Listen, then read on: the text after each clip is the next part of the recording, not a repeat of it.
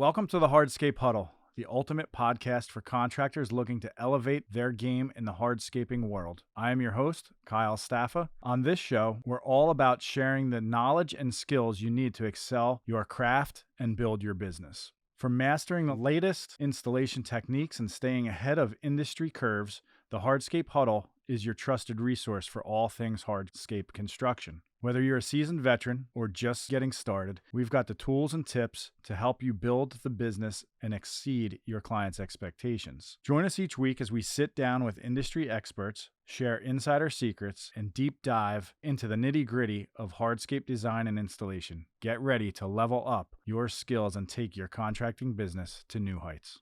Welcome back to the Hardscape Huddle. I'm your host, Kyle Staffa. And today we are fortunate enough to have Ryan from Techo-Bloc and Paver Pete here as well. Thanks for having us. This is part 2 of an earlier episode where we were talking about marketing, gearing up for the 2024-2025 seasons. We were talking about, rebranding, so to speak, and having a better website, getting into the social media, having 20% of our marketing budget going to traditional print ad, radio ad, boots on the ground type of marketing, which I think is helpful to all the contractors, whether you're a roofing contractor, a gutter guy, or the landscape and masonry contractors. We did talk. Is that a thing, gutter guy? In New Jersey, yeah. Yeah, Okay. Yeah. I see trucks. The gutter guy. Yeah, seamless gutters, and all right. we don't like to clean out our gutters, so the little screens that prevent garbage from flying in. I think I'm going to stick with Paver Pete. Yeah. We recently did a team building exercise, I think and I blew out my ACL, so my wife doesn't allow me on the roof anymore. He does. Yeah. The tough mutter. Yeah, it was tough. So we also talked about traditional advertising, such as clothing and apparel and things like that. Uniforms, PPEs. Correct. Personal protective equipment, having that issued to each individual member of the team. Yeah, but not just having it issued, using it. Oh, mandatory. Yeah. Mandatory. Caring culture. Yep. Yep. We talked about different things such as how to budget for being able to buy those kind of things, your insurance, and how do I afford a manager. And again, guys, if you're just tuning in, it doesn't matter if you're a 5-man crew, a 3-man crew. We want you to invest in your company. This is how to do it, right? We take a little bit from each project and we stash it aside. We allocate it towards budgeting for marketing. Hopefully at that point we can get a manager or we can get a marketing person in. Maybe it's a person from a technical school or a trades school. Intern. An intern. Perfect. And they help us with, marketing and the social media and things like that. But one thing we didn't focus on, which has come to light as of recent, is we do a $35,000, $45,000 project, which is a nice size project for any company. And that homeowner decides they just lost their job. They can't afford to pay you. Or they got a bad investment letter in the mail for their 401k or their... Yeah, they used to have $500,000 and now it's down to $100,000. Yeah. Okay, now they can't afford to pay you. We probably ought to budget for that bad debt. That's what I consider bad debt, right? We might eventually get paid, but right now we're not. Right. Yeah. We talked about professional fees and having a good attorney that has made sure you maybe have an arbitration clause in your contract so that, you can't sue them. They can't sue you. You got to go to arbitration and to get to a resolution, and having an attorney that's up to speed on your contracts and how they're written and can go after and lien that individual's home. But if you can't afford to pay your team and you can't afford to buy material, you may be done. And depending on where you are in the country, there's some areas that are struggling right now, and it may continue, it may not. We'll have to see what happens with inflation.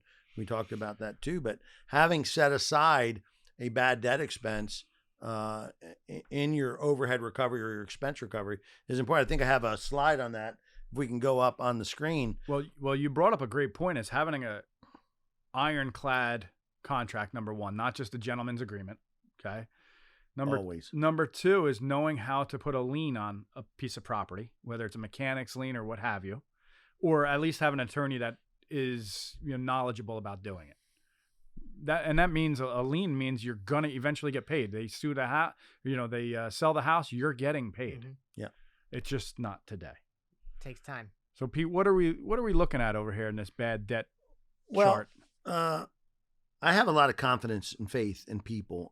There's 99% of people who have a good heart and are honest, and they worked hard for their living, and they know that you worked hard for yours. And but there is that percentage of people, very small, but that are nefarious and that are planning to not pay you, are planning to go outside with a little blue painter's tape and put a little tab on this plant and this paver and this cap or this whatever it is that you built for them, and say until all these things are resolved, I'm not paying you.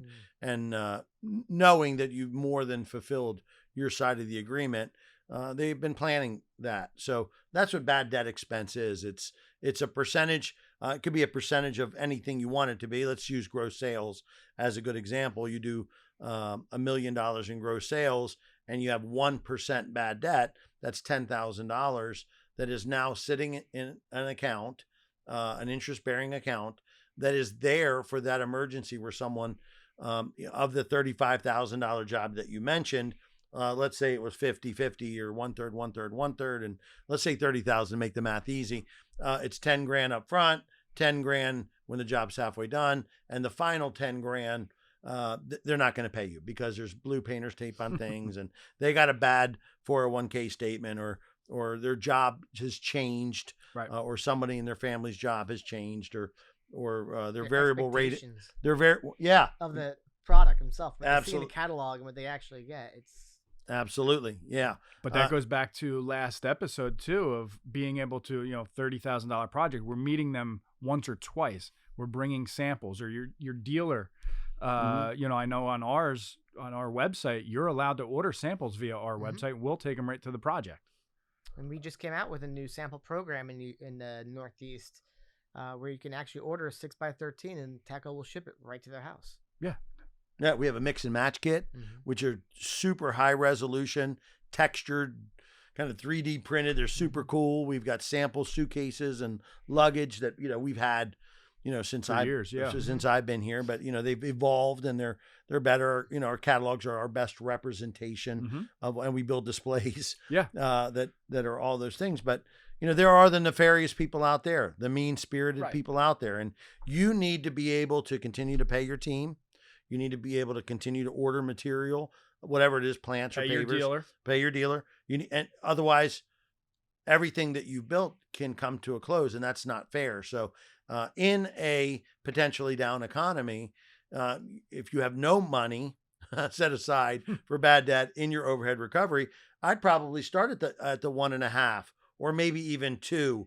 And I would start recovering that on every job I did, every job that has come to fruition, and then eventually get to that number, $10,000, $15,000, $20,000 that's set aside in that account. And then I might reduce it down to 1/2 or 1/4, or maybe even eventually down to 0. I doubt that. These things happen in life, but and have that money set aside there to pay your team, to order materials, to keep your company going when somebody is nefarious. So I think, and hopefully that's why you never bad debt expense is so it's important. your money, right? Or the company's money. So hopefully you never have to use it. Yeah, but it's a good nest egg. Absolutely. I'm not using it for investment, divestment. I'm using it for when somebody screws me. Yeah. Yeah. and if you haven't gotten yours, it's coming, and I hate to be that guy. I just, that's what it is. I have a degree in accounting and it is what it is.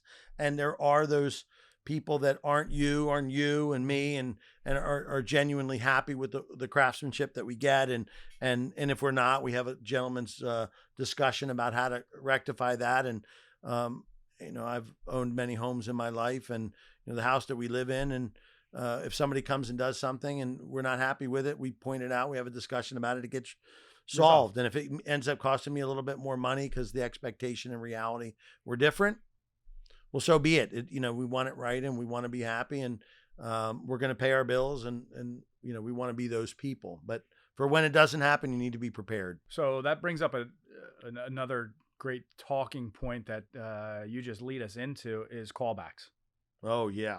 Okay, so I see you playing with the laptop. You probably have something geared towards callbacks. But, again, callbacks cost money, okay? We've kind of discussed that. So using a better, in my opinion, using a better product doesn't have to be the most upscale thing, but a better product eliminates callbacks. Whether it's your paver restraint, your outdoor lighting, the wall block, the cap, absolutely, the paving slab, absolutely, quality pays, right, 100%, right, for sure, every time. And it, some of the biggest expense you are going to accrue in a hardscape project is something you never see, and that's the base. Yep. Oh yeah, it's all about the base, like that song.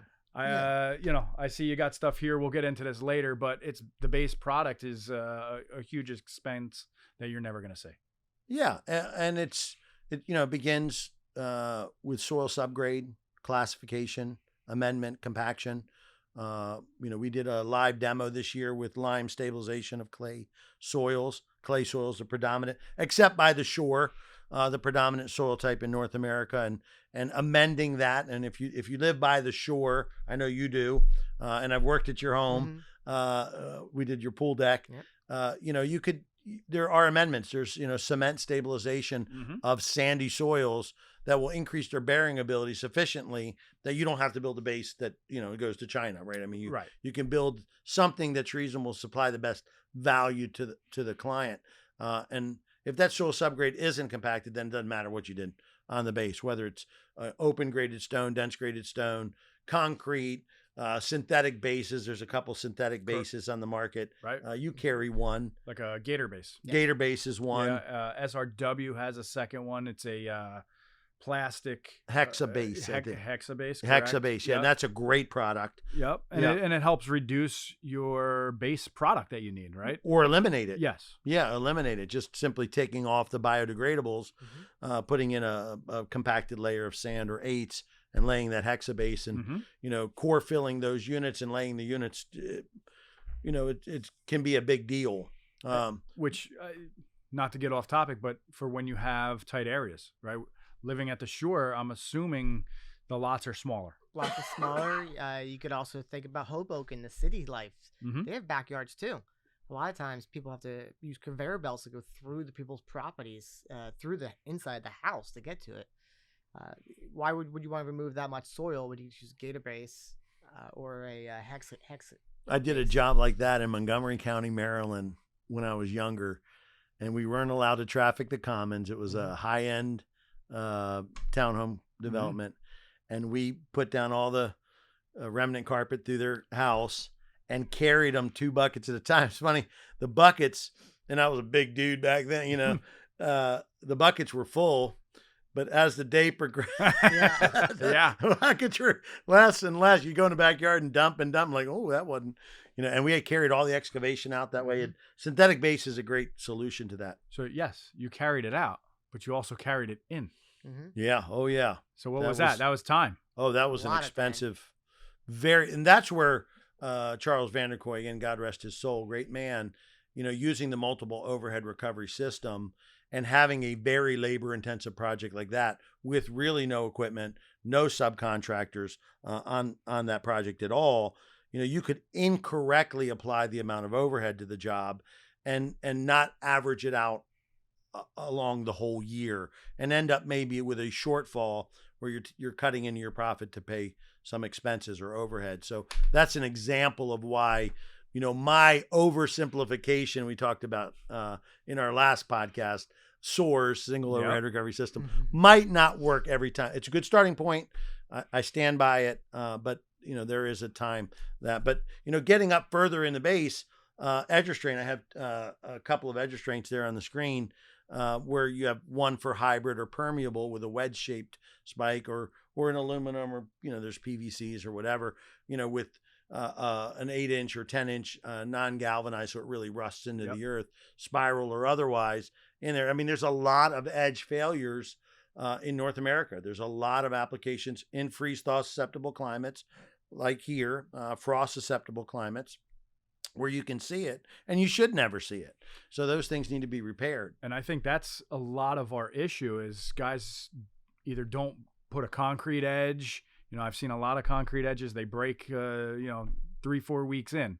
Yeah. I see you got the extreme edge. We're pretty partial to using extreme edge. Okay. And that extreme edge is, it's cementitious, but it's a polymer modified, totally different than fiber what reinforced, you're buying at Home Depot. Yeah. Concrete stronger style edging. So the fiber is going to give it the ability of being reinforced, almost like with rebar, same kind of concept. Yep. And the polymer gives it the ability to expand and contract more so than a typical mortar or concrete that would be trowed in as an edge, where you need to put rebar in it. But I think the edge is, when the edge fails, the pavers fall apart. Okay? Yeah, right? you lose creep. Yeah. Right. Yeah.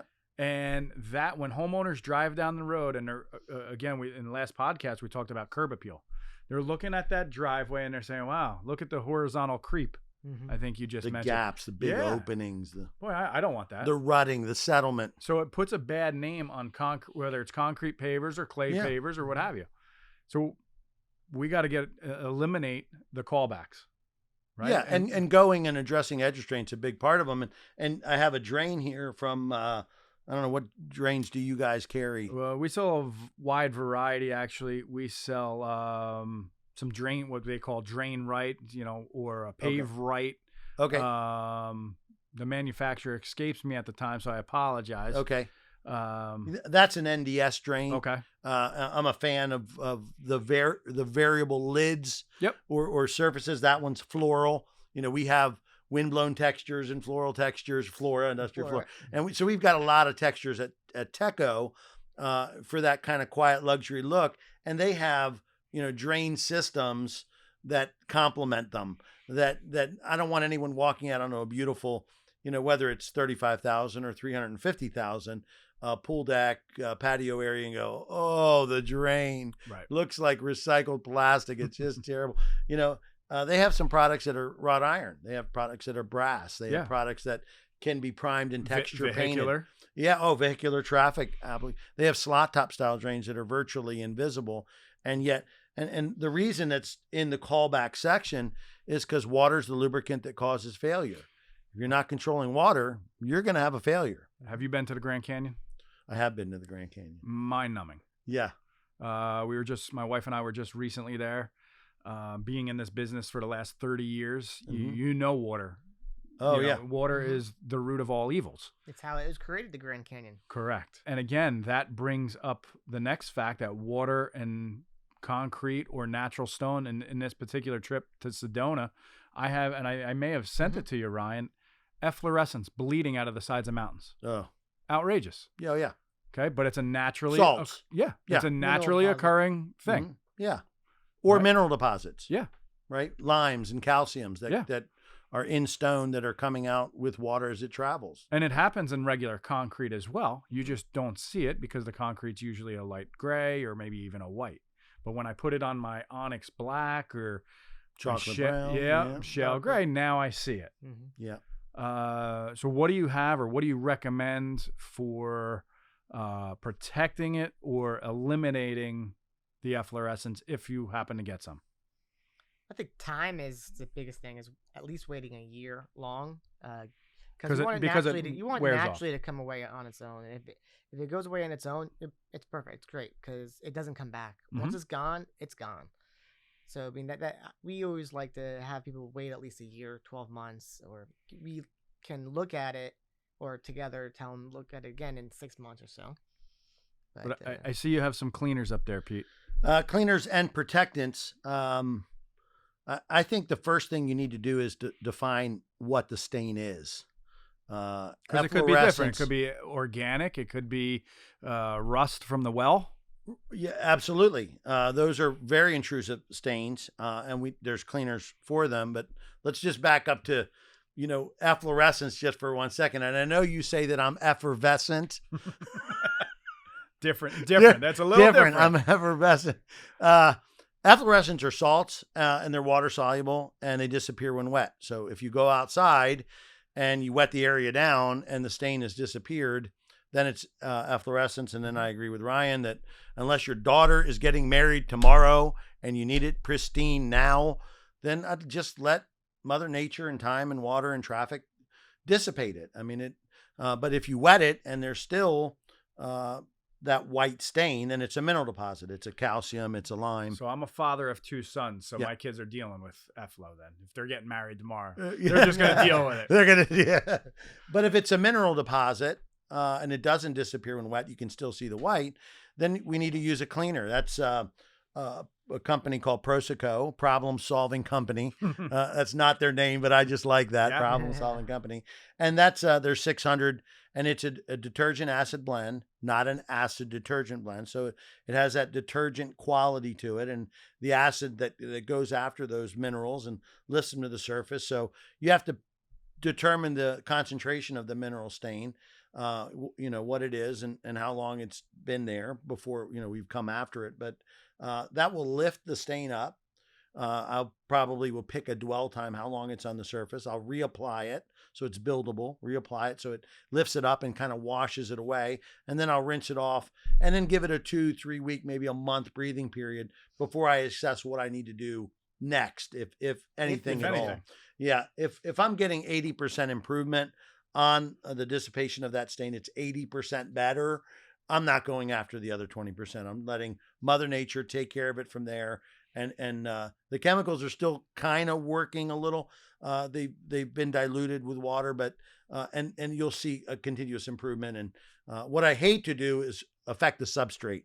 We put a lot of pride in our manufacturing. HD2. Don't want to etch the concrete. We don't want to etch the concrete. So we want to creep up on that stain and move it. And then once we've done that and the stain is dissipated, that is kind of a combination of protectant and sealer. The joint stabilizer, sand joint stabilizer, has got some solids in it. Not going to affect here in New Jersey with the VOCs, volatile organic compounds, but it's going to enhance the color a tiny, tiny, tiny bit. It's going to stabilize the sand in the joints, whether it's washed concrete sand, mason sand, or if you've already applied a polymeric sand. And it's going to protect the surface of the pavement for, depends on the environment, 1 to 3, 3 to 5, 5 to 7, 7 to 10 years. And a lot of people look at me and go, 7 to 10 years, what do you do?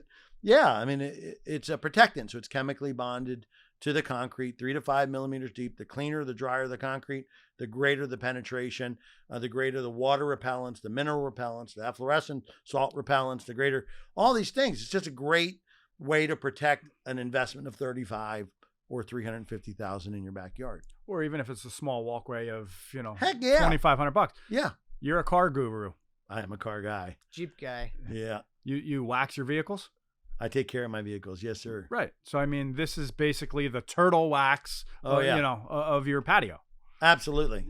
All you're doing is, or the rust protection that I think Seinfeld did a whole episode on if you should buy the undercoating. Yeah, right? He's a car guy too. Yeah. I drive a 68 convertible Camaro, red, black interior, black top. Wind blowing in your hair. Oh, dude, I'm out there. I'm taking care of my car. Yeah. I mean, I have.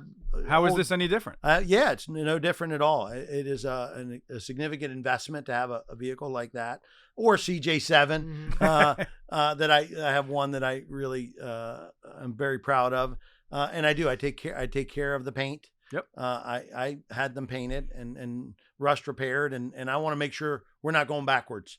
That any investments I make in those vehicles in the future are additional investments. I want to add on, not go back and fix paint again. Mm-hmm. So absolutely. But these are two, and you go to your local hardscape supply yard. You have a conversation with someone. You talk to the manufacturer of the chemical and say, here's what they told me at the yard. Here's what I'm dealing with. Send them some pictures. Talk to Ryan, your local Techo rep, or Hardscape Mechanic is our rep in Pennsylvania, and say, here's what I'm dealing with. What's your advice? Here's what the dealer told me. Here's what the manufacturer told me. What's your thought? And you put all this data together and you make a good informed decision on how to move forward. I think that's the best of all worlds. Right. And, getting back to the callbacks and having that ironclad contract, these are no reasons for a homeowner to not pay you your final payment. These are all things, like you said, we talk about it. There are solutions for it, right? That they can do themselves. Yeah. That they can hire you to do, whether it be a one-time deal or contractually, so that you have a contract with them. I think you're a big fan of promoting contractual obligations to where the contractor paid will come back every 18 months or whatever, or every spring. And yeah, so it's another avenue for revenue. Absolutely. Okay. Where I see this going is you have, and it's big in Florida because of UV rays and things like that, and they have a longer outdoor living season. Yeah. All of it, actually. Yeah. But here in the Northeast, it hasn't caught on as much. But why not sell a maintenance package? Okay. You have a maintenance package or a warranty for your vehicles. Why not for your patio, your pool deck? Your retaining wall. Right. Your caps, your coping. Yeah. So why not? Have a salt-resistant coating on your pool deck. Exactly. Yeah, because you have a salt filtration system. I'll give you a good example. Just driving to your shop, which I'm a huge fan of, we saw, 4 or 5 retaining walls on the sides of the road. Mm-hmm. Some of them were residential. We got through some residential areas, but some commercial. And all of them looked terrible. Yeah. Not that they weren't structurally sound. They just had moss and mold and mildew and silt stains. Silts are rock-floured materials that travel well in water and aren't cohesive and tend to come out through the face of the wall. And some of them had efflorescence and mineral deposits. And we're just sitting there going, what an income opportunity. What a great way to go to that developer who probably plows snow up against it anyway, right? Which has rock salt in it too. Right. And clean and protect that retaining wall, which, I'll be honest with you, probably will last 10 plus years because it's a vertical plane. It's only subject to weather and wind-driven. Wind-driven events. There's no traffic. No one's walking or driving on a retaining wall unless they're doing it absolutely incorrectly.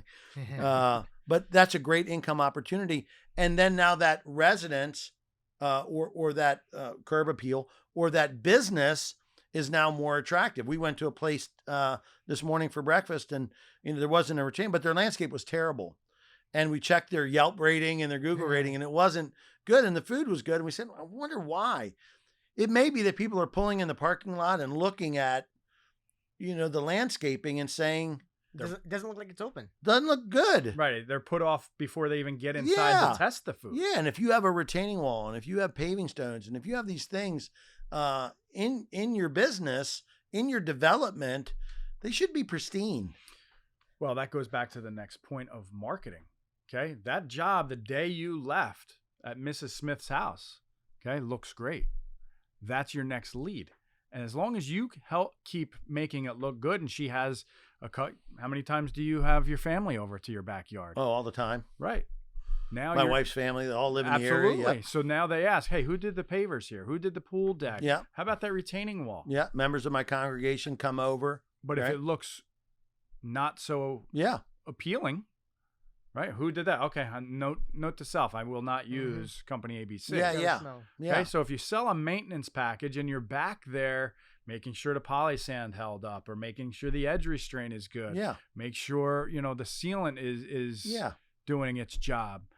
That keeps that job and that property looking pristine. Hence, you're going to get a referral sometime through there, I would assume. Or worst case scenario, and correct me if I'm wrong, hey, while you're here, do you do water features? I now budgeted enough money to do the landscape lighting. Right? Big avenue for revenue. Landscape lighting. If you never had it at your home, landscape lighting up your property and your trees in your backyard, and if you've never had it, you got to do it. Because this was our first house, my wife and I, and we did it when we moved in 11 or 12 years ago. We will never go back. We will never go back. It is so nice to be sitting and on that front walkway. Mine's heated, which is super cool. And then the lights come on in the landscape, and it's not, big lights to have a party. I mean, that's a different type of lighting. And you're not landing an airplane. Yes, yeah. no. It's just enough to illuminate. Nice. It's so soft. It's so, when my fire pit, again, Mini Creta, it's got a windscreen on it, fire gear inserts. Mhm. Awesome. I love it. But it's lit up around. So even if I'm not using the fire pit for sound and for light or for cooking or whatever in the environment, it's still a part of my landscape because it's lit up. It has down lighting on on the caps. Absolutely. Yeah. And out when I broke into this business, I was 16 years old. We had a 4x8 paver light that was bright white plastic. Uh-huh. We had a 6x6 and a 6x9. Again, both white. They replaced the border. They've come so far. We've got color changing. We got 1-inch round lights. Dimmable. Bold does a great Rope job. lighting. Yeah. Continuous light. Yeah. No boom, boom, The path boom, boom. lights used to be, a little China hat. And now we've got them very sleek. Oh, yeah. Your designs go on the fences or Yeah. the houses are triangles, top and down. It's just outrageous how far. And if, contractors, if you're not catching on to this, it's easy. It's lightweight. You got to dig a small trench or you rent a trencher. Okay. It's low voltage. Mount the transformer next to an outlet. Fixtures last almost forever. Yeah. And then now that they're all LED, you're eliminating some callbacks. Yeah. There's no voltage drop really anymore. Oh, my bulbs are burned out. Yeah. Oh, no. Come on. No. And you can phase it. I mean, if you're in a market where the economy has taken a downturn, you can do the front yard. Mhm. You can do the backyard. You can do the driveway. You can phase your lighting the way you would phase your hardscape. You may need a driveway and want to do, sleek or blue 80 in a driveway, and that's great, permeable or not. And then you say, well, the next step would be to light that area, and then the next step would be the walkway transitioning from the driveway, and maybe an overlay. We have a bluestone style, or smooth textured overlay product called Blue 45. So, we can build, and then you want to light that. Yeah. That would be, up lighting, down lighting, in lighting, that kind of stuff on those applications. Yeah. No, I mean, I think we hear the word callback, we get a little suspect. Okay, wow, what does Mrs. Smith need now? Yeah. Right. But callbacks can be a good thing as well. And, present yourself in a manner that you are willing to come back. And even if there is a negative, I don't like the way this came out, we fix it. We stay in their good graces, and you get the next little project. And back to that point you made, Pete, of you get called to do that little front walkway, but don't just think that that's all you're going to get. And a prime example is a contractor of ours went in there to rip out 3 yew bushes, and he thought to himself, like, wow, okay, $500-600 job. I'm not too good to take this project on. But is that you sure what you want to do? Because you're very tight to the walkway. The walkway was only concrete, 3 foot. And the homeowner asked him, well, what would you do here? He said, he drew it out on a piece of paper right there in front of him. And she says, okay, what does that cost? And it was like $8,000. Rip out the bushes, redesign the front walkway, use 6x13s only on a 90-degree herringbone. Oh, beautiful. Nice. Okay. Done. Do it. HD2, I bet. Gray nickel, HD2, yep. Yeah, gray nickel, real light color. Yep. Brighten the area. Correct. Makes it more cheerful and inviting. And he did get the, well, I can't afford the lighting. Okay, that's package 2. Yeah, that's it. Phase right? work. You should, exactly, 6 months right? to a year later. Yeah. Can we jump back on the screen? Because one of the things that I like about dealing with you guys at Staffa Stone, and there's some others around the country, is training events. You guys are we're doing one coming up with the graphics wall, but with the pillars and fire pits and that kind of stuff. But that was a budgeting, job costing, estimating class that we had done, and there's showcases which you guys promote, the traveling roadshow that we do through Hardscaper, which is an education platform. But we travel with a trailer, and we we use Bartell Global and Weber compaction equipment, and we bring that with us and show people different, we'll talk about that when we get to installation. Yep. But, having training, seminars, showcases, adhesive training. We're talking about adhesives, and if you're building a set of steps and some of those caps are coming loose, well, the manufacturer of the adhesive, you use SRW adhesive. I'm a fan. With the flow of water, the proper bead, catch, release, catch, really to get a good adhesion. But it may be bringing in that SRW rep to Staffa Stone to do training for the contractors on here's the types of adhesive we have, here's where they're applicable, and here's the right installation, geotextiles, geogrids, any synthetic bases, which we talked about the last time we were together. Having those conversations about compaction or about permeable, or whatever, you need to budget money as a contractor to make sure that your team, that's part of the culture, that we're constantly getting educated. We're constantly learning more. We're constantly challenging SRW on their adhesive or Techo-Bloc on their permeable pavement system or whatever it might be. Yeah, so we're seeing things change so quick. So yes, you may go to showcase this year or this past year, but you're going to see different vendors. We typically go to one of the larger events.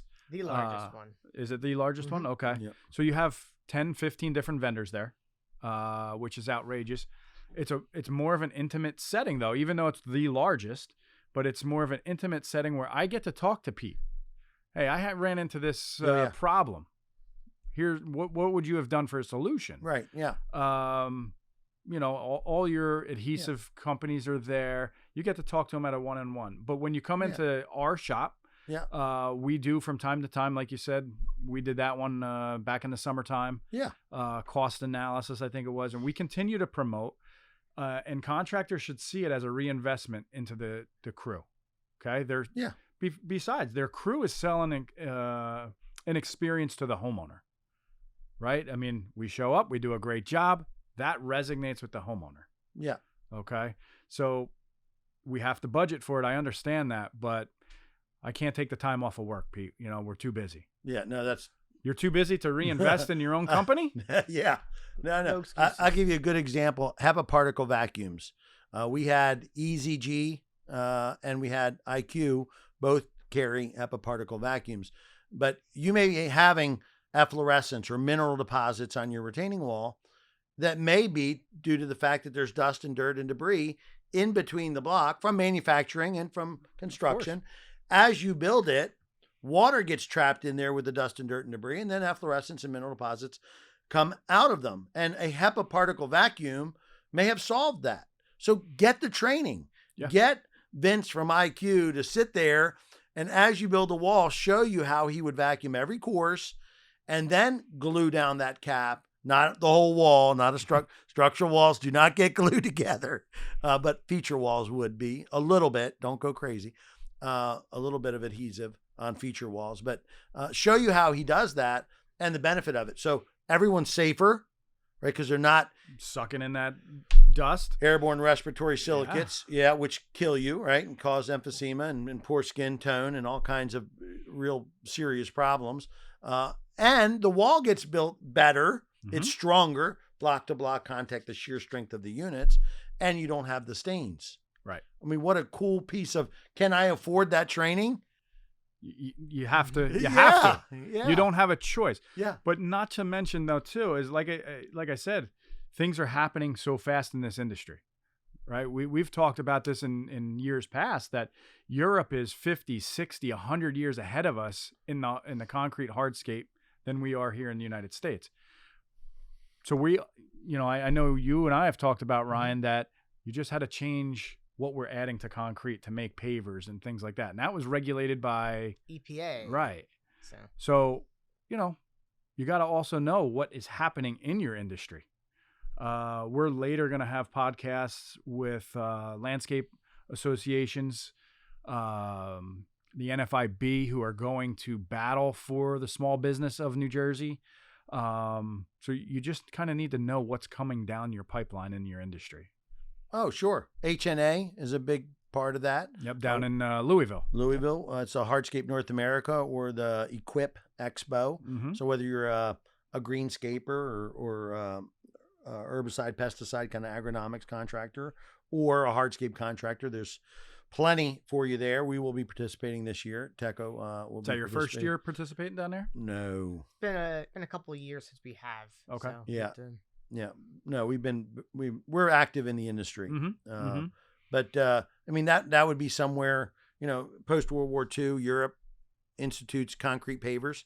Our machines are still either German or Italian systems from that time period. But that knowledge of what they're doing overseas and what we can learn from a lot of those people that are at HNA that are bringing technology, Techo being one of those innovators, and we pride ourselves on innovating products and systems and technology. Clean-Bloc being a big one, that inline protected product in our wet cast facilities, just on a vertical plane or on pavers or slabs.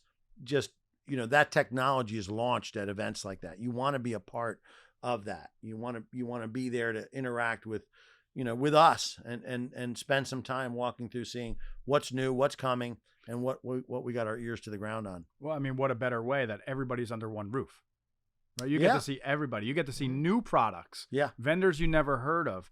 I mean, it's the reason why we always try to go every year.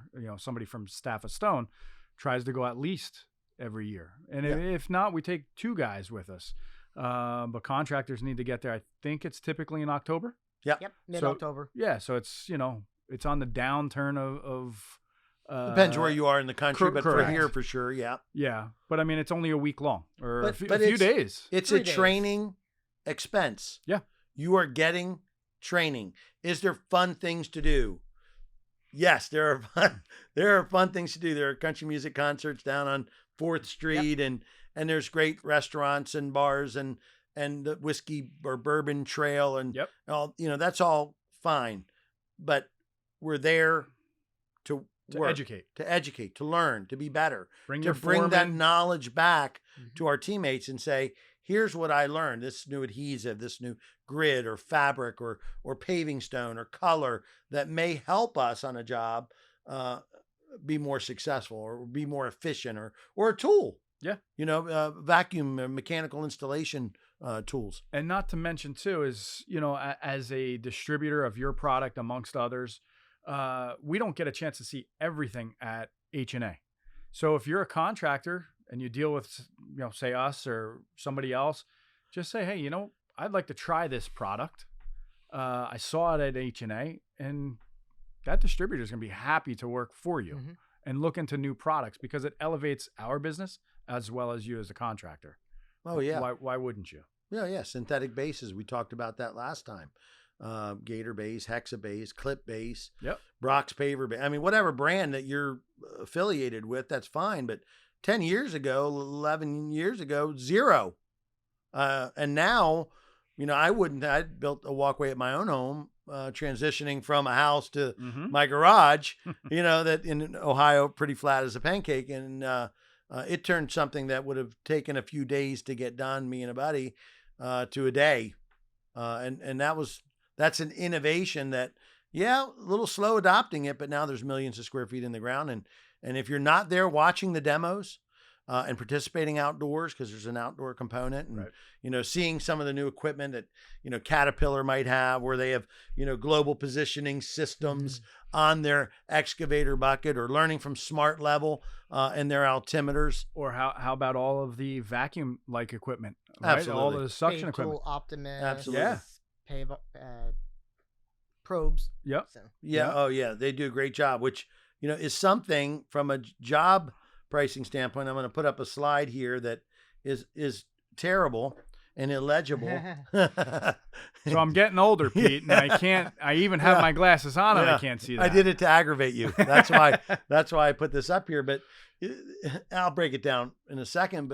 But all the tools that are in your trailer, whether it's a vacuum backpack for lifting, or it mounts to a Caterpillar excavator and it has a standalone generator and it's vacuum lifting, or a mechanical clamp or something that lays layer by layer from Optimus or something like that. All those tools have to be recovered. The cost of them have to be recovered on every single job that you do. And if you're not doing that, then you're using cash-based accounting, not accrual-based accounting. You're charging a homeowner in the past for that grinder that's now so hot in your hand that it's burning you. Right, because we've cut through the cord and we spliced it together. Yeah, don't right? do that. Don't do that. Yeah. Have you taken the guard off of it the day that we bought it? Yeah. No. Don't do that. We got to go back to safety. Yeah, we got to keep a absolutely. safety work environment. Absolutely. But if you look at all the gas tools, whether it's a HEPA particle vacuum or a generator, or a jumping jack, or, I'm a big fan of the really small jumping jacks, and using them, the BT1000's the one I use from Bartell Global. But, having those and then figuring out they last more than 3 years, but in 3 years, I'm going to get the new one. I'm going to sell that one on Kijiji or Marketplace or Alibaba or whatever. I don't know, whatever. I need to reduce the level of stress and anxiety for my team, and having good tools in craftsmen's hands is how you do that. When they're not holding something that's duct taped together. If you've got duct tape on a shovel, I'm going to kill you. I'm going to come find you and kill you. You need electric equipment, those grinders. You're going to go through 2 grinders a year. Right. And you say, whoa, this one still made it. And then the third time you use it in the next year, it melts in your hand. What about blades? Blades is a great example, right?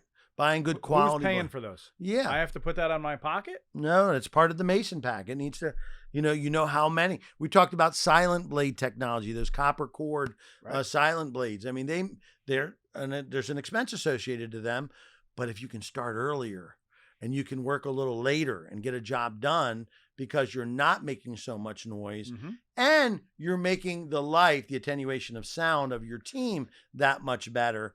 I mean, that's a powerful tool. Screed board, screed rails, layout and grading tools, like I just mentioned, Smart Level. And that altimeter never needs calibration. I like a quickie grade rod. I like a laser level. I grew up doing it. That's, my kind of, I lean on that, excuse the pun. I lean on that grade rod a little too much, but altimeters, building walls with altimeters, getting the base course on a fire pit or a pillar done like that without getting my tripod set up, getting my laser, getting my target, setting my 0-0 benchmark. You know what I mean? Zero it out. There you go. Boom, boom, boom, boom. I don't even think the trade schools are using the old, I think they're all transitioned to lasers. They're not using optical transits anymore. No. Yeah. So that's how I learned. That just shows my age. Yeah. Dated yourself. Levels is an example. You see guys that are so proud that they have a level that you can't even see in the window anymore. I mean, the bubble is invisible. Right. It's that scratched up and old. Now, there are super high quality levels. I know you sell a couple of them that are rebuildable and that need to be rebuilt every few years to make sure that they're accurate. But, if you're buying the cheapest one they have at a big box store, then that might be why you're having turnover. Yeah. Because people get aggravated. And, you're level now, you turn the level around and now you're not level anymore. Like, wait a minute. So if you have suction machines and you have better equipment, it also doesn't beat your guys up. Okay. Yep.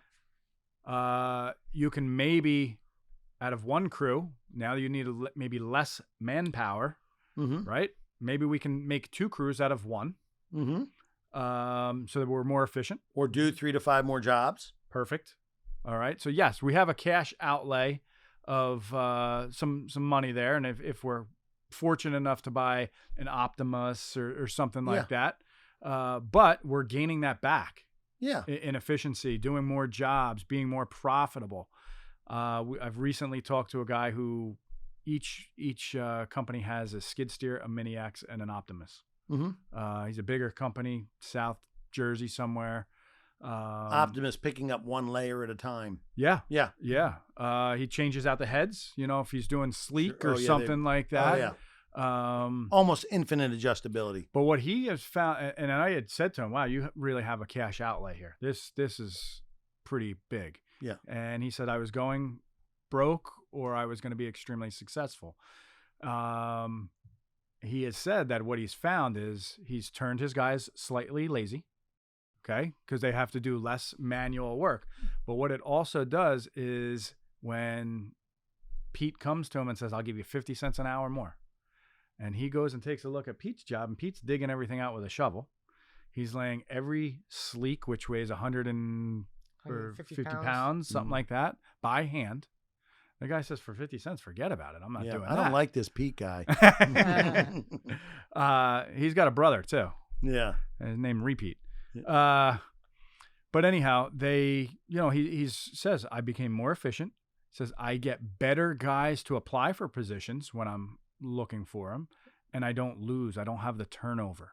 Yeah. Once I get them trained. You're a rock star. Yeah. When you're picking up a layer, whether it's going into the ground, actually laying it, or simply feeding the team that's sitting there with a vacuum, laying them one piece at a time, the efficiency and productivity and the rock star, this is how we build things. We mechanically screed, we mechanically feed, we vacuum lay, all these really cool things, are what hardscapers want to do. Yeah. Give me a shovel. Wait a minute. Don't we have an excavator? Right. Right. Caterpillar makes them right there. What in North about Carolina. renting it? I know you're big on renting. Oh, equipment. I'm big on renting equipment. Oh yeah, for sure. The bigger stuff, the tools and stuff you have on this spreadsheet. You got to recover the this. cost. You got to replace them. Yeah. In an appropriate time, no doubt about it. But yeah, I am a fan of renting things. I don't like billing things. But who's to paying make the a rental? payment? The job. The job is. Yeah. But Mrs. labor, Smith, equipment, material, and subs. That's right. Mm-hmm. So, for the guys at home who are listening in saying, I don't have that. It is not a red badge of courage to own equipment. When it's time to own equipment, you should be able to sit down with your accountant, sit down with your banker, maybe your attorney, maybe your Techo rep or your dealer rep, kind of your board of directors, this smart group of people that you associate with, and say, I want to buy a piece of equipment. Let's have the conversation. Let's have the debate. How much is it going to get used? When is it going to get used? What are we going to do it in the off season? Are we going to rent it out via one of these apps in the off seasons where it may be in Arizona working or in Florida working or in the Midwest working, somewhere where it's conducive? What are we doing with it? Who's going to maintain it? Who's going to fix hydraulic lines that blew? When you rent it, the rental company fixes hydraulic lines. Right. That blew. Sunbelt or whoever. Yeah, or United, any one of them. I'm fine. Let's rent it when we need it. And somebody was on social media recently. I don't know how big a company they were, but I don't remember the exact numbers, bear with me, but I spent $60,000 at the rental company and I'm buying equipment next year because I'm not giving them that money. I'm like, wait a minute, you made profit on that $60,000. You made your profit margin. And if you didn't, whose fault is that? Yeah, it'd be your fault. And when you're done, they come and get it. And when you need something in an emergency, because you spend a good bit of money with them, one of those independents or big chains will jump through hoops to get it for you. Of course. And when you want a Competrol sensor CR6 Weber reversible compactor, but you don't want to quite buy it yet because you're not there yet, you tell that rental company, bring it in. I'm going to use it. And it's got the little lights that light up to tell you you're at 98 or 95% standard Proctor density. That's a cool thing. And then eventually you get to the point where you're like, you guys want to sell that to me, or do I need to buy a new one? Or because now I'm at that level. And then, I'm going to show a video, I think, a little later, but there's times when I'll never buy it. I don't need to own a vibratory drum roller, single drum roller, or, right. There's things that, hydraulic air hammer for breaking up rebar reinforced concrete. I don't want to own that. I'm a hardscaper, But going back to that skid steer, and now I need to buy a bigger truck. We've graduated to that point. It's all goes back to the point you tried to make a while back. Maybe it was even episode 1, where you need to have a good accountant that says, yes, you can afford to do this. Yeah. And you got to have a good relationship with your bank. Oh yeah, okay. Absolutely. And you and I have talked on the side about, running your books through the accounting department and keeping everything above board so that when you do have that, you do need that expense, you can go to the bank and say, here's Here's the gross margins we ran on. This is the gross sales. Net margins, yeah. Yeah. And all of that. And here's our projections. Right. Year 1, year 3, year 5. So here's how we're going to do it with our marketing plan, with our business plan. Yeah. So it sounds like a lot for a younger guy getting started at the business, but these are all things to grow into. Yeah. If you set your business up day one in the right direction, maybe it's a small accounting firm, and that is totally fine. That can handle a growth of your company. Yeah. I think that's all positive things. No. Yeah. And there's accountants out there that aren't very good. We've talked about some of the other professionals that we deal with. Web, I think, is what we were talking about in episode 1, where it's $1,800 a month. Just give me my $1,800. That's right. Wait a minute, buddy.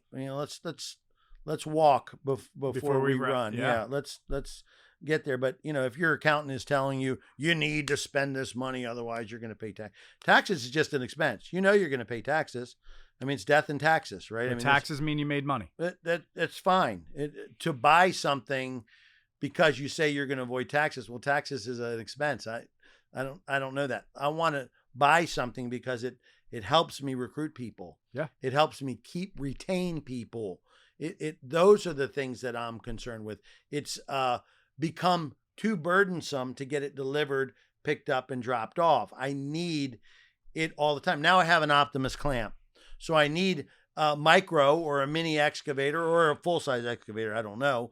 I need it on the job all the time because not only am I using it to dig, but I'm using it to feed, front, or lay pavers for the team that's vacuum laying them. I need it more. Some of the smaller suction we rent out. Okay. That's a great service. We have a 2-man vacuum like lifter. Electric, is it? It is electric. You plug it into a generator. The blue one, the Optimus. Yeah. And the guys rent it out $100 a day. By the time they come back with it, how much to buy it? Yeah. Yeah.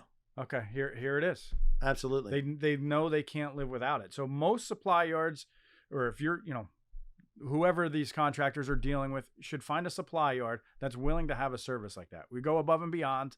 It's an expense out of our pocket, but you got to have it. Yeah, or make the trip back to training and seminars. Make the trip up to Connecticut. I don't know where you are in the country, but make the trip up and go to Pave Tools showroom. Go and test out all the different things. Spend time with your team. Go up there. They got great pizza in Hartford. Go get some clam pizza and then go there.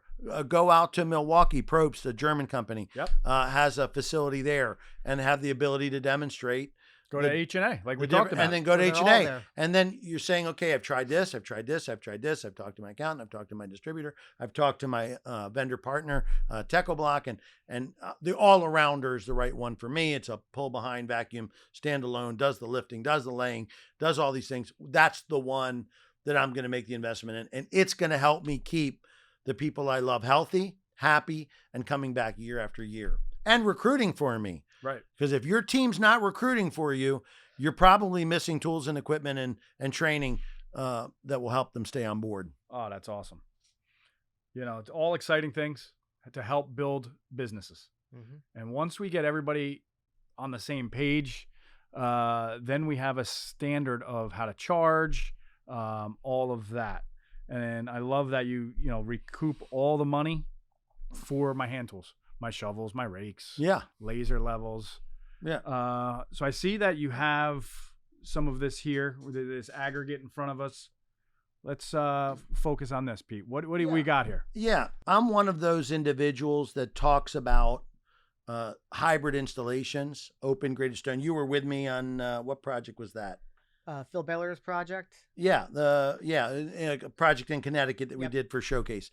And we did probably the first ever videotaped hybrid installation. So we took some permeable technology, open graded stone, open graded bedding layer, and then laid a traditional paving slab, plank stone, paving stone, whatever, with a sand filled joint. So using some permeable technology and some traditional dense grade sand set technology and combining them. And one of the benefits of it, there are some things that you have to be aware of. Working in proximity of a foundation wall, you don't want to build a dry well up against a foundation wall. There's a story in the Midwest. Yeah, the story I heard is that someone did a hybrid installation, and rain, lot of rain came, and then the homeowner was getting water into their basement, and their drywall had to be ripped up, redone, and they had to pull out the aggregate and then waterproof the foundation. Yeah. So even if it wasn't the landscape contractor's fault or the hardscape contractor's fault, he's the one getting blamed. And it probably wasn't. Right. It probably wasn't. I mean, the house had some tar or dimple drain board or some type of membrane Protection. there, but you're blamed because you got this column the of last open one. graded stone. Mm-hmm. Yeah. But one of the benefits is the lack of the need for compaction. Very little to no compactive effort is needed on this open graded stone. There's really no way to measure its density. There's not a Proctor density test for open graded stone. You can't use a dynamic cone penetrometer. Some people talk about deflectometers to measure the rate of deflection of the stone, or backscatter methodology for the nuclear test. I'm not bought into any of those thoughts, but you're just looking at a cross section and saying, okay, here's my 3/4 inch angular stone. That's typically what we would call it. Really, it's number 57s, ASTM, American Society of Testing and Material number 57s, which is 1/2 inch and 3/4 inch clean stone. And if you have that right range of particles, where you don't have 1/4 inch stone and you don't have 1.5 inch stone, I mean, the wider the range of your poorly graded stone, the more compactive effort you're going to need. But I have a layer of biaxial geogrid in the middle, and you carry SRW, Correct. which means segmental retaining wall. It's a company based in Minnesota, I believe, that Correct. is famous for their geogrids, and they have a number of biaxial geogrids. Yeah. And when I broke into the business, geogrid was only went one way. Right now it's biaxial. Yeah. Yeah. Okay. Oh yeah. Lay flats. Right. It's again, we talk about how this industry is changing so fast. Okay. So even the fabrics are changing. The glues are changing. Obviously we see the bases are changing. Yeah. Well, the use of biaxial grid, some of the old timers, right? And I can Easy be lumped in, but I can be lumped into that group sometime. I got a vehicular traffic driveway, residential driveway, and I'm going to put a foot of base underneath of it. And you say, well, why a foot? Well, That's how we did it 30 Yeah, that's how we years did ago. it. Yeah. Well, why don't we think about 10 inches of base and put a layer of biaxial grid in the middle of it? 5 inches, grid, 5 inches. And I say, oh, well, that's a conical distribution of load. Techo has some great Doubling your animations strength. on our website that show that conical distribution of load. That's going to work in a residential vehicular traffic application in most climates, even 4 or 5 foot frost lines in Montreal. But then the next question becomes, and I'm throwing it out, why not 8 inches with a layer of biaxial grid in between and just buy a stronger grid? Because there's not just one type of biaxial grid. There's 3 or 4 different types of strengths, that Right. levels of strength. So, well, if we use a basic grid, 5 inches, basic biaxial grid, and then another layer, 5 inches, and we change that to 4 inches, a heavier biaxial grid, greater shear transfer of energy, and then another 4 inches. And then we step up to maybe a woven or non-woven layer on top of that, and then our bedding layer installed on top of that fabric. So that fabric is going to stop the migration of the bedding layer into the base, depending on the range of particles between the two, what we typically call a choking factor. That's part of it, but it also makes it stronger. It's engineered earth. It's woven or non-woven. The wovens have bilateral tensionability. They have some strength in two directions, more so than typical non-wovens. Now, there are very strong non-wovens, typically on highway projects, not typically on residential projects. But, as you look at it, I wouldn't put the grid between the base and the bedding layer. I wouldn't be using this number 8 stone, 1/4 inch clean on top of a grid there. Now, it will add some strength, but not much, and it won't stop any migration. So, you're looking at conversations with Ryan, an expert, ICPI certified, and you went to Texas for the commercial certification. Commercial certification from the concrete masonry. It's been a number of years now. Since 2016. 2016, Perfect. so 8 years ago. So not only is he residentially certified, but commercially certified. He's got all his data together. And he's certifiable. Oh, yeah. Somebody give me an amen. Can I hear a hallelujah? Yeah. No, but, this is a hybrid drawing from Techo-Bloc that shows an intermittent layer, a biaxial grid. It shows a curb product. We make a number of different curbs. Avignon, Belgic, Pietra is a good one. Raffinato, Avignon, these products. And you can use extreme edge, or you can use a hybrid style wedge-shaped spike on the one side and say, you know what? I don't know that this is the right direction for my company, but I owe my company to have Ryan or somebody to come in and let's have the debate. Let's have the argument. Let's look at some of the videos that are on Hardscape or on your website or on my website, Techo-Bloc.com. And just by using these grids, we're talking about going from 12 inches to 10 inches to 8 inches. Less excavation. It's harder to getting rid of soils. Mm-hmm. Yeah. Go ahead. It's harder getting rid of soils now. Guys townships won't take them. Yeah. So the recycling centers. They are. The cost is huge now. So we've got a savings in excavation, time, manpower, equipment hours, getting, disposal fees. We're buying less material.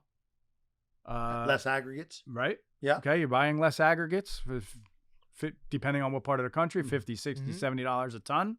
Jobs getting done faster. Right. Meaning you go on to the next job. Yeah. So if we're using, the right equipment, we're saving and maybe doing 3 to 5 jobs more per year annually. So all of these things here, what's a roll of fabric cost? Like 10 cents a square foot, 15 cents a square foot. Let's call it a quarter a square foot. Yeah. Big deal. Oh no, I'm sold. Yeah. I mean, it's just crazy. You mentioned in our last episode that I'm a car guy, and I am a car guy. I like car. The only time I watch TV is the news and cars. And you have that Fast and Loud guy, Richard Rollins. He says you make money when you buy things, and I'm a fan of his. And I've got his Inc. magazine and a bottle of his cinnamon tequila. I think what him and Aaron had done there at Gas Monkey Garage pretty cool. But let's apply that to our industry. Sure. Grids and fabrics. If you're buying right, if you're buying in the right quantities, the right lengths, the right products, and bringing them in early in the season, they're a petroleum-based product. Price of petroleum's going up. You're bringing them in. You go sit down with your distributor. You have those conversations. Here's the 4, 6, 8, and 10 foot non-woven, woven, uniaxial, and biaxial grids that I use. And this is how much I consume. Let me get 30, 40, 50% of what I'm going to consume all year. Let me get it now. Make me a deal. Direct ship it from the vendor right to me. I'm going to stock them. It's going to save me labor because I'm grab and go, right? I have the right size roll, so I'm not using a 4-foot roll because that's what I have when really I needed a 6 or 8 or 10 foot roll for that application. And I have them in stock. I've saved labor. I've reduced stress, and I bought right. Yeah, I'm making my money when I buy things. I think I'm with SRW's grid. I believe it comes in a 12-foot roll, 12 by 350, 360 feet long. Okay. Yeah, I believe that. Hang it in your garage. Hang it in your shop. Hang it somewhere. Yeah. You need 50 feet? Roll it off. That's going to be your best, most economical way to purchase that product. Absolutely. And that typically has some memory to it, right? Because it's sitting in a roll in your shop, right? Out of the sun. And, you roll out 50 feet. Your typical grid length is 4 foot. That's your minimum, but it's also very typical. But let's say it's 4 foot just for the sake of argument. You cut it into 4-foot sections. You lay it outside, right? You put a little weight, some pavers on it, take the memory out of it, throw it in your truck, go to the job, and it goes that much easier, that less stressful. The per man installation rate of GeoGrid has just gone down. And the cost of it went down. And this is a thing, this project's coming up Tuesday. We're starting this job Tuesday. So here it is. It's a early Friday afternoon. We're done. Everybody's back to the shop. Hey, guys, let's prep. Yeah. Okay? Let's prep for Tuesday's project. Yeah. I'll cook some hot dogs. You guys get the grid ready. You know how much adhesive we need because we're going to be doing the cap. Let's say it's a structural wall. So we can get that adhesive into the truck and ready to go. And it's indoors under controlled conditions. If it's a joint stabilizing protectant, we need some cleaner. We need, if you're going to dry it, a torch and a propane tank, the appropriate propane tank, and some mobility there. And we're going to dry it and we're going to put a protectant. Let's get all that staged. Yeah. Let's get all that ready to go. If you're applying a protectant and you're using a bucket holster that's on wheels, you move around job site, and you have a battery powered spraying device, you're not pumping like our video, Yeah. where we're bumping. Make sure the batteries are charged. Yeah. Are the batteries ready to go? And the good thing about having it at your shop, hanging, or you got a pallet of polymetric sand, or what have you. You have it. So that's less drive time. The guys are on site at all times throughout the day. Yeah. They're not driving back to the supply yard and losing time there. Yeah. But let's just say it's not a polymeric sand job, or maybe it was intended to be a polymeric sand job. It's a blue 60, which has a pronounced joint to it, and it's raining. Well, now you switch to nitro. Correct. So you've got a joining compound that's wet applied, or another brand of it. That's one that I am very happy with. And you can, if it's raining, it helps. So you mean I can get done today? I don't have to come back. Yeah, and The I wetter, can the get better. paid. I can get paid. Yeah, the more water, the vacuum that's created that gets it into the joint. So having it there, though, in your shop, you bought a pallet of it. You have a pallet of polymeric sand. You have a pallet of joining compound. You have, I don't know how many 5-gallon jugs of joint stabilizing protectant and you use it that's appropriate to the job. Of course. That makes sense. Yeah. And again, you make money when you buy product. Okay. It's, a lot of distributors may have open houses. Okay. Some of them offer discounts, right? Take them up on that. Mm-hmm. Sell in advance. No, hey, I have blue 60 gray nickel coming up. Can I have, Mrs. Smith takes 13 pallets. You're good. Yeah, absolutely. Yeah. What do you got here, Pete? Permeable pavement is the fastest growing component of the hardscape industry. It's been so the 30 years that a little bit more than 30 years active in it. And I remember the days of Uni Ecostone, in German, Uni Ecostein, which looked like orthopedic shoes, I'll be honest with you, as a paving stone. Not very attractive. I don't even know that it exists anymore.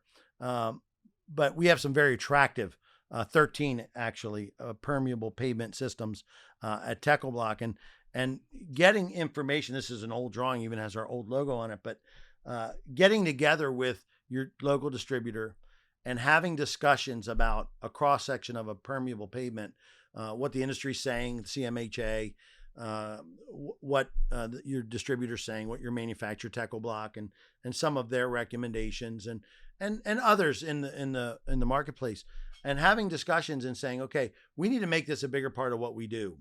If this is the fastest growing segment of the hardscape industry, of the construction industry as a whole, it doubles in consumption every single year, and you're not a part of it, we need to be having a conversation. You need to be talking about excavations that don't mirror the finished grade of pavement, but that allow the water to run away. If that were a foundation on the far side of that drawing, obviously we've done this with Sagona. Yeah, with a rubber liner there on Staten Island. Yeah, we did. We put a rubber liner up against the foundation, and it extended 3 to 6, 6 to 9 feet out, so that no water can get back in. I think we used tap cons and a little gun, 22. Ram set. Ram set. But this is an application where Staten Island is an example where permeable pavements are super hot. Mm-hmm. They couldn't get. Well, that's probably because of lot coverage, I'm assuming. Yeah. They couldn't put a swimming pool in their backyard unless they changed their driveway to permeable pavements, so that they could take that water, they could plumb the downspouts into the system, right? And they could have There was a rain rainwater. harvesting component as well, but stormwater and snow melt management. Yep. You know, in Nashville, Tennessee, that was part of our showcase this year. It's actually part of flood control in Nashville because of the great flood of 2018 or whatever it was that had happened. A very sad occasion for a very beautiful city.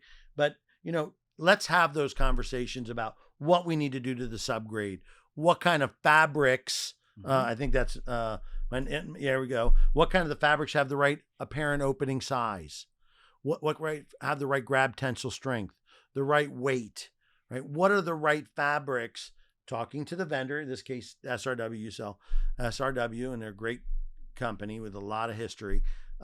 Let's have a discussion with them. Let's get some training for our team. Why would we use this? Why would we use this here? And how much do we need to get in advance so we're not running around looking for it when we need it, whether it's a 12-foot roll or an 8-foot roll, whatever it might be. I'm glad you brought that up. And I do like you use the liner on that project in Staten Island, was it? Yeah. Staten Island, yeah. Yeah. I mean, anytime you cover the foundation, people have to remember now it's below grade. So we have to, you know, waterproof that somehow. But getting back to permeable bases and things like that, you guys said you mentioned you have 13 pavers, styles of pavers and what have you. That can be permeable. That can be installed permeable. No. That can be installed permeable. Yeah. Right. I mean, products aren't permeable. The system is right. permeable. I mean, we recently did a job, maybe not recently, 2 years ago, where we used Techo-Bloc's Everest. Yeah. And we turned that into permeable. That wasn't just a job. That was a career capping, awesome plaza at a hospital. Courtyard with water features and a labyrinth prayer garden, and that might have been over top of concrete if I remember. it was probably the first documented permeable overlay system using spacers to make Everest a 3-piece slate textured a lot of firsts. HD2. Yeah, but it came out awesome. Dude, that contractor is exceptional. You guys did an exceptional job of getting them the material. Our production team did a great job of making that product just absolutely shine. And that labyrinth, that meditation garden, that water feature, and dealing in the plaza of a hospital where people are in sometimes very life-threatening situations, using quiet blade technology, using IQ tools with no dust, just I think open that graded was, stone with little compactive effort. If I'm not mistaken, was that around the cancer center? Yes, because they did cut the ribbon, the cancer ribbon into the shell pavers. gray. Yeah. Yep. It was gray nickel Outrageous. Everest and then the shell gray ribbon. Outrageous. Beautiful. It is career capping. That's not just a job, dude. That is something that Staffa, Techo-Bloc, the contractor, the hardscape professional, the Techo Pro should be very, very proud of. I am very proud. It's now in our commercial catalog. Yeah. Oh wow. Yeah. I didn't realize that. Spectacular. And that's the creativity that Techo brings to the table with scale.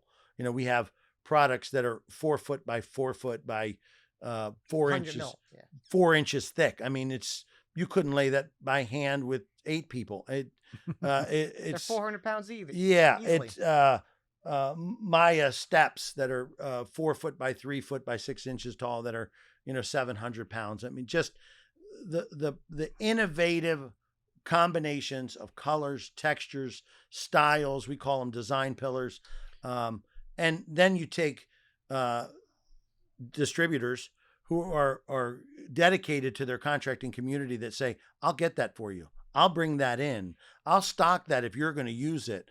And giving the palette to the hardscape contractor to create a project like that happens to be high profile, cancer center, hospital, permeable overlay. I mean, just a bunch of weird things, but that could not have come to fruition without the partnership of Techo, Staffa, and that Techo Pro.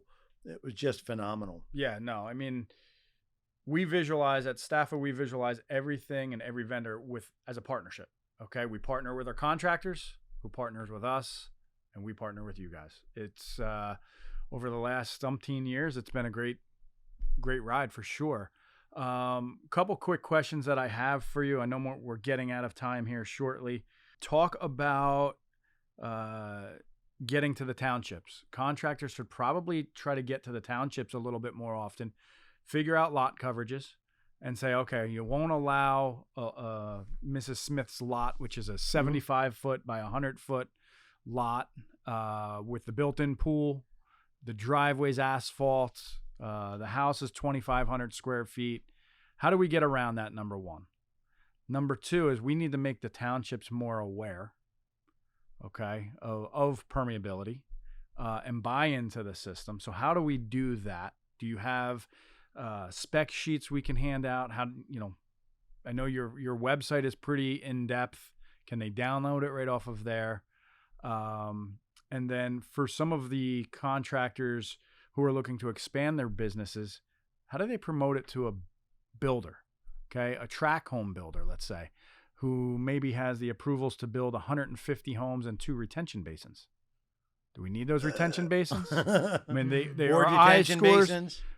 Or breeding grounds for mosquito, West Nile virus. Yes, right. Yeah. So we can probably do What are we going to do with all the goose poop? Thank you, Canada. Yeah.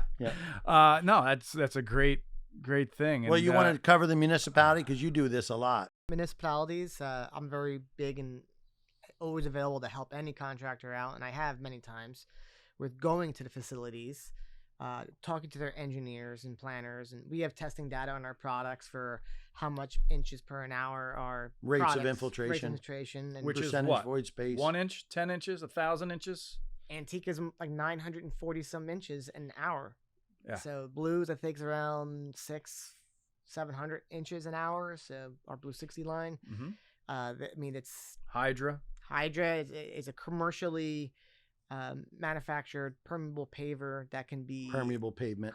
Pavement that can be installed mechanically. It's literally offset, saving on you purpose. time, saving you being a little bit more The profitable. rates of infiltration, we call it the Techo-Bloc cheat sheet, which gives you all the, the ADA compliance and American Disabilities Act and rate of infiltration, percentage void space, all this data that people are looking for. But the rates of infiltration, independently lab tested by soil scientist firm, are so high that the engineers and architects and specifiers will automatically take a 90% reduction in the rate of infiltration because their software doesn't take it in. Wow. So you take blue 60, blue 80, any one of those, blue 45, any one of those products with a pronounced 1/4 inch joint. You use the Aqua Rock, the Alliance number 9 stone in the joints. The rate of infiltration's 650 inches an hour. You take a 90% reduction, that's 65 inches an hour. It is after the 90% reduction. If my math is correct, I think that it is. Well, a 100-year storm in New Jersey is about 5 inches an hour.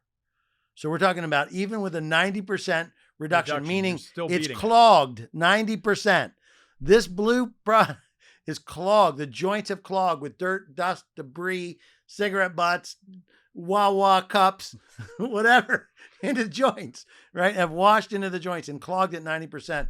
It can still take more than 10 times a 100-year storm. Another revenue stream. Oh, absolutely. Cleaning those joints, right? If it's required. You need to have the appropriate erosion and sediment control measures around that permeable pavement. Biogardens, bioswales, vegetated filter strips, aggregate weirs or berms where water that may be carrying contaminants get caught. So those may need some maintenance to make sure that you're not getting a buildup of heavy metals or nitrates or phosphates that kill your plants in your vegetated filter strip. But there are some indigenous plants that feed off of those kinds of contaminants as well. They thrive on that really bad environment and they like to eat all that kind of stuff. And there's microbial generation. So I think the maintenance of segmental permeable pavements is overstated if designed correctly. Gotcha. If poorly designed, then you're going to need to agitate, remove, and reinstate aggregates, probably more than you want to. I say let's have the conversations and go from there. Now, you mentioned developers and builders, and where I live in Northeast Ohio, there's a lot of development going on and a lot of detention basins, and a lot of those, I think they're German shepherds or coyotes that are painted black and cut out of wood, and they sit on a spinning thing and keep the geese away. They're supposed to keep the geese away. Usually they have the most goose poop around them. They don't work at all. But there's the concept of a dry hydrant, that you're building a development. It's a street. It's got to turn around at the end of the street. If you were to change that turnaround, that end of the street, into a permeable pavement system, let's say our Hydra, which can see tractor trailer traffic and that kind of stuff, equivalent single axle loads, heavy load traffic, and build, not like we're talking about thinner and thinner bases, but a thicker base, maybe 2 or 3 feet deep, 4 feet deep, getting it below frost line. So you open it up to geothermal energy that can store 25, 35, 55,000 gallons of water under the street, and then have a dry hydrant installed there. So when the fire company needs water, they can pump it. They can pump it right out of that hydrant and go and put out a fire in that development or a neighboring development. So now you have an additional lot to sell, which is awesome. You have an additional great neighbor that you get to enjoy. And, I bet you the municipality, the township, will pitch in to Absolutely. Get that. You could probably get tax relief. Oh, for sure. For sure. And it doesn't have to be a cistern. It could be simply aggregate. You could put a tank there if you wanted to. I mean, okay, they're kind of expensive to ship right now, and they're made of plastic, which is petroleum based, and they can be expensive, but simply an aggregate layer. So whether you're talking to an HOA, a residence where we're going to replace your driveway so you can get a pool and a pool house and all that kind of stuff, or like you said, municipalities where, we're doing commercial walkways or stadium parking lots or church parking lots where the municipality is deeply involved in that investment, or a builder developer. Permeable pavements, we had the drawing up on the screen a second ago, are a big part of the future of hardscaping, and you got to be a part of it. Again, it's always changing. It's always evolving. Yeah. And if you don't keep evolving in your own business, it's going to just pass you by. Absolutely. And you're going to keep hearing the thing of, oh, that's how we did it 30 years ago. Yep. That often. So I think we touched on a lot of great points in this episode, guys, and I really appreciate your time. I look forward to another day we can get together. Retaining walls. Let's talk retaining walls next time. Sure. Let's look do forward it. To it. Yeah, that'd be awesome. All right. Awesome. Thank you very much. Thank you for being here on the Hardscape Huddle, guys.